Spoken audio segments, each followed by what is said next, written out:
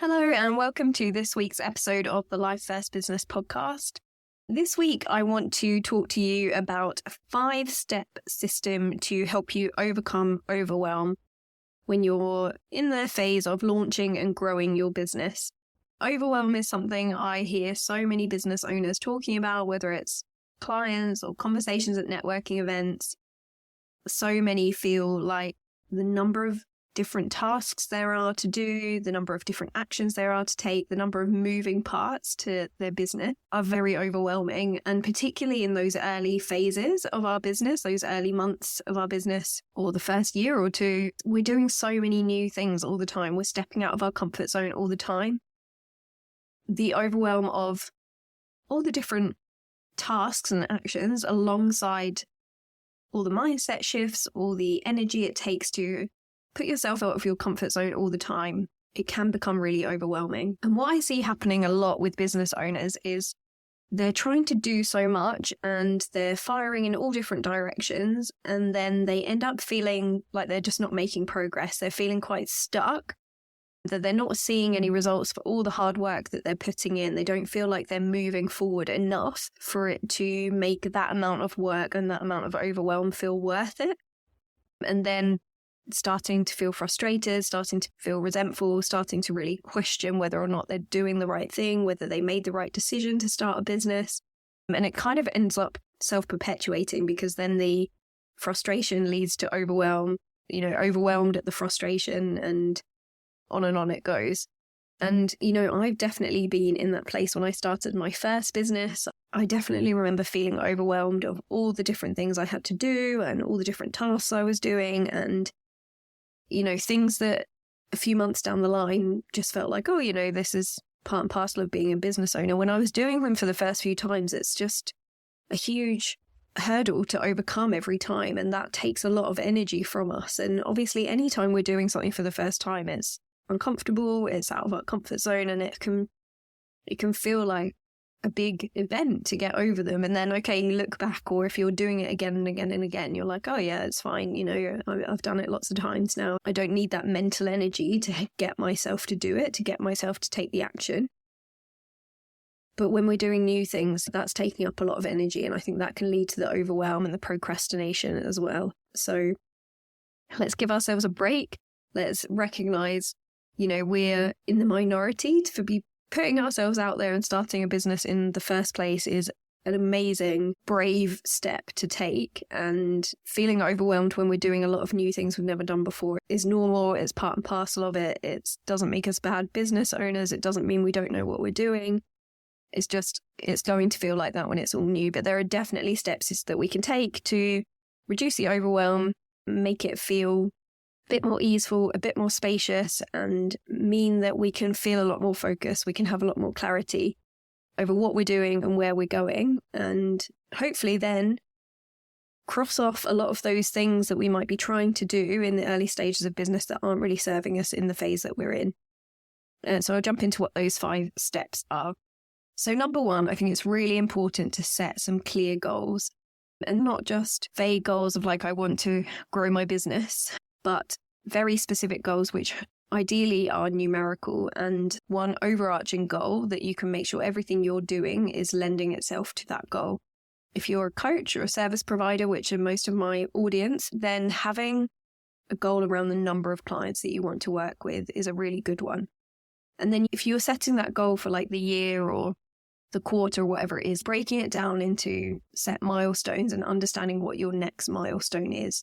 How many clients do you want to assign in the next whatever time period you're working towards? So maybe in the next 3 months, say. Once you've got that clear goal, that allows you to then be really focused on the actions that you're going to take to get you to that goal. And you can keep that goal in mind and always be asking yourself, am I moving towards that goal? Am I doing steps that are going to help me get towards that goal? So that's number 1, setting that goal. And then number 2 is creating that action plan, creating that step-by-step plan that you are going to get to that goal. Now, if you're early on in business, this can be a sticking point because maybe you're not quite sure on what actions to take. And that's where you can get some support and help with that. But having that clear action plan, going back to what I was saying about the amount of mental energy you have to put into overcoming the mindset hurdles and making yourself take action when it's uncomfortable and it's new. If you can reduce the amount of overwhelm in the decisions of what actions to take, you can get much more focused on actually taking the action and putting your energy into taking those actions and not the energy into questioning, is this the right action to take? So building that plan up front, having those steps mapped out for yourself will really help you to then be able to just take action. I think it's in one of the really big business books. I'm not sure if it's in Atomic Habits or it might be in the 4-Hour Workweek. One of those books, or a book like that, talks about decision overwhelm and talks about how you can try and reduce the overwhelm of decisions by planning everything out. So even, say, planning out your outfits or planning out your meals for the week, reducing that overwhelm in decisions all the time to reduce your stress, basically. And I think we can apply that in our business as well. Like looking at everywhere we can to reduce decisions is going to help us reduce that overwhelm. So make that clear step-by-step action plan, number 2. And then number 3, having clear expectations around results. This is something that I don't think is talked about enough, but I think there's so much noise out there trying to make out that this is all easy, but it's not going to be easy all the time, and it's still not going to be guaranteed success first time off the bat. Success comes through perseverance. And I think that there wouldn't be anyone who you would say, oh, they're an overnight success, where there hasn't been a lot of steps and actions and failures and trials and tweaks along the way to get to the point where they've had success. And sometimes if our expectations are too high or unrealistic, or we're not looking at failures as a good result, because we still learn from failures, we've still moved forward in our progress towards a goal if we've learned what not to do. So having those clear expectations can just mean that you're not feeling deflated all the time. You're not feeling demotivated if things don't go exactly as you hoped that they would go. And you can still see that you've made progress. You can still see that you've had a result. You've learned something, and that the success comes when you keep going. But I think often business owners can have expectations that are not in line with realistic results or with what's actually normal in the industry they're in or in the market they're in. And then they want to give up because they're feeling like it must be something to do with them. It's something they're doing wrong. And it's not the case at all. It's just normal. They're on the normal trajectory, the normal path, and it's just going to take a bit longer than they expected. So do what you can to reduce that time it's going to take you to get to a result. Do what you can to make that result more definite, as definite as you can. But also be realistic about what is a typical result and what's a typical trajectory, and try and find out from other people who have done what you want to do what those expectations might be. And then you can be really clear around what is a good result. And I think that that's really good for motivation. That's really good for looking at the progress. I love the concept from a book called The Gap or the Gain, where instead of looking at the gap between where you are and the goal you want to get to, you look at the progress you've made and the gap that you've already closed. And I think that's really important as business owners, but setting that expectation and understanding what sort of expected trajectory or path you would have to try and get to this result is really important. Also understanding that everyone's business is different. Some people have faster results, some people have slower results. But if we're enjoying the journey and we are able to sustain the journey, then that's what counts. So number 4, moving on to that, is finding a community of like-minded people who are doing the same or similar thing to you and are in a similar phase as you. That is so invaluable because, especially if you're a solopreneur business owner, as most of you are who listen to this podcast, it can feel really isolating doing everything on our own all the time. And this is something I really didn't focus on in my first business at all, like getting that community support. And I really missed out. And I see now how much I missed out by not finding those networking groups, support groups, masterminds, whatever they are, spaces where I was moving through that business journey with other people at a similar phase. Once I have tapped into those kinds of networks, it's invaluable. You feel supported, you feel like you've got somewhere to go to ask your questions, you feel like you can have a rant when you need to, or you feel like you can just say, what are you experiencing? What's everyone else going through when it comes to this? And that can really help with those expectations and setting those expectations. You learn so much quicker and it just pushes you forward. It just gives you that support, that motivation, and you can all rise together, which is invaluable and it's so important. So find that community for you. You don't need to be everywhere. Just find 1 or 2 groups that you can take part in. Form a group yourself if one doesn't already exist for you. But yeah, if it can be people who are at a similar phase and doing something similar in their business, then it's going to help you so much. And then moving on to number 5, and that's finding support or mentorship or accountability from someone who has done what you've done before or can help you make that action plan or can help you stay accountable to it. So whether that's working with a business mentor or a business coach or in a program, whatever it is, find the support that you need for the phase that you're in. You might feel unsure about creating that strategy and knowing what are the actions I need to be taking, what's the what that I need. And therefore, you might be looking for someone who can help you with that. Or you might be someone who feels confident about the action plan and knowing the strategy, but know that you could do with some accountability for staying on track with the action plan, for overcoming any of those hurdles that get in the way of you taking action or derail you a bit, and someone to keep you focused and keep you on track. So think about what you need for the phase you're in. And then look for a way that you can make that investment so it makes sense to you in your business. I think it's, particularly in this economy, people are much more cautious about where they're investing, which is great. It's really important to invest carefully in your business, but give yourself, is this investment going to pay off?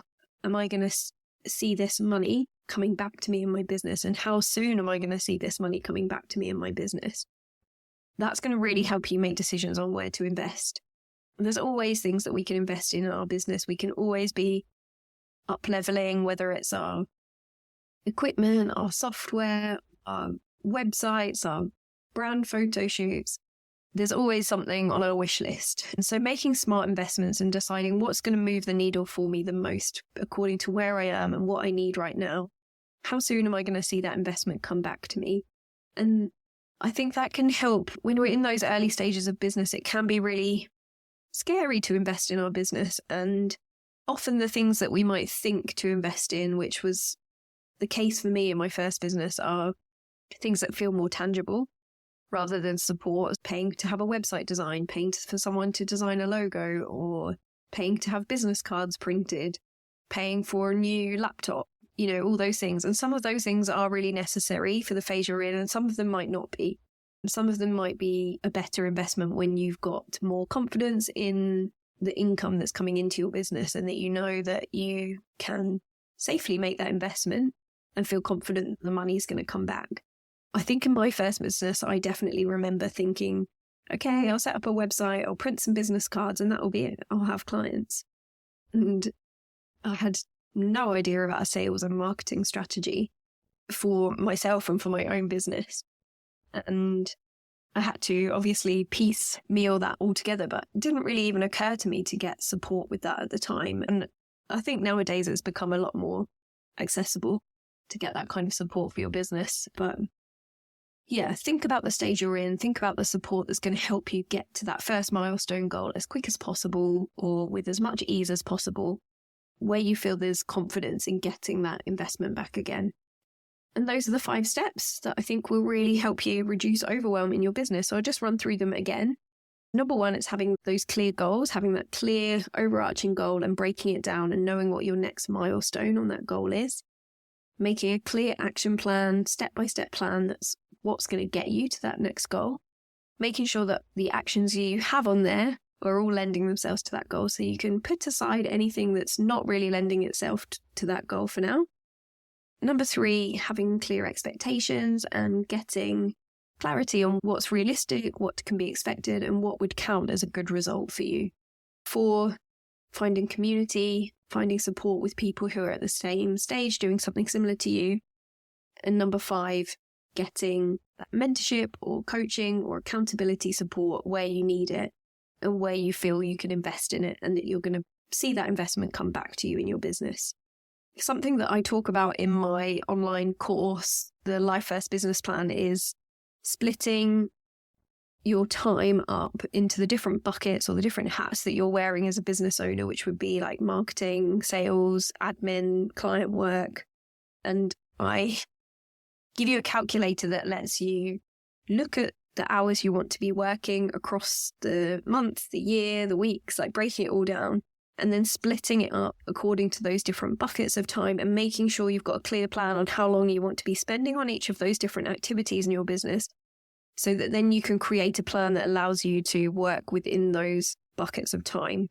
And that can be really helpful so that you're not spending ages on something that's not giving you results and not leaving enough time for the things that are going to get results, and just being much more strategic about how you're blocking your time for those different activities rather than context switching all the time, and just making it much easier to create that action plan for yourself because you've got sort of some boundaries around your time, and making sure that you're not working every evening and every weekend or feeling stressed because you can't put in more time, that you've actually got a plan on how you're going to make it work in the time that you've got and the time that you want to spend.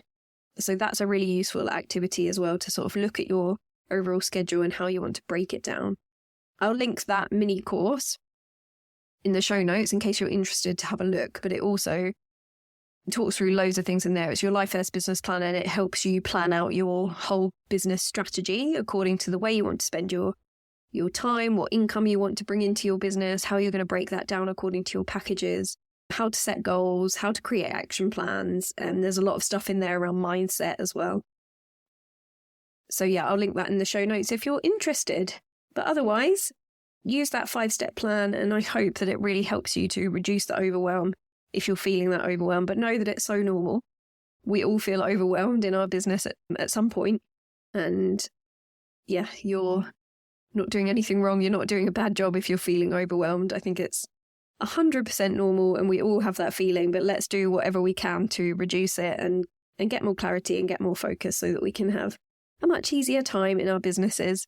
So I hope that's helped. And if you are enjoying these episodes and you're kind of tuning in from time to time but you haven't subscribed yet, please hit subscribe, and then they'll go straight to your podcast feed every week.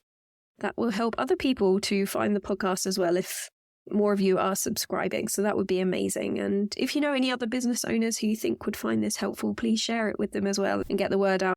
And have a great week, and I'll speak to you soon.